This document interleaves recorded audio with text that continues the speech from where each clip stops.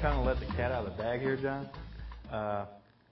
You did a very famous private label that the name is still out there today, but the formula that started the label is no longer supplied to them? No, it has not been available under that trademark since 1984. And I can be the rat. I'm going to let the cat out of the bag. And what's that label? That was Slick 50.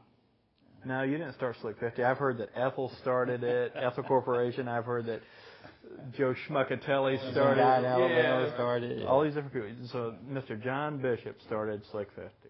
1978. Okay. And what brought it about was, like I mentioned earlier, we were doing retail, and we were doing okay, except I saw we were never going to get around the world, so to speak. And direct-to-consumer marketing, or multi-level marketing as they call it, is a good way to market products person to person. And our product really fits in well that way, because you can tell the customer what it does, answer their questions, show them the test data and so forth, where actually on a retail shelf, they don't have, the clerks don't have time to do that. You're just one of a few up there. So 1978, we put it out in a direct marketing concept under the Slick 50 label.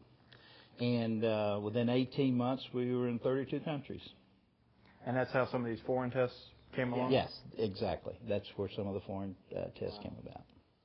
So you obviously quit supplying your partners back then. You had some other guys involved in the company. Well, unfortunately, I was forced to take some legal action in 83. I took a judgment in 84, and I quit supplying the product in 84.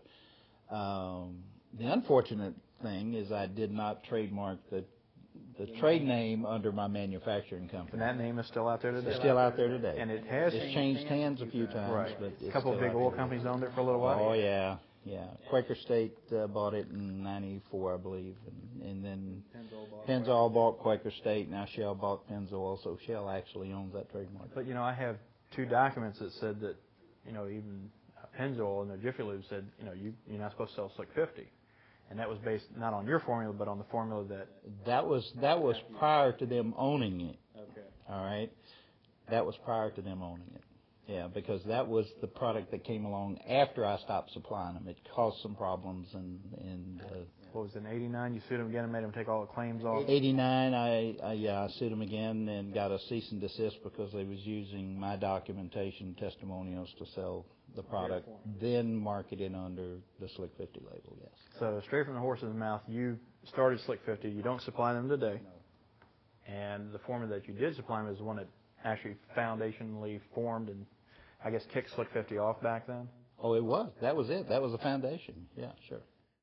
Well, I guess everybody knows now, don't they?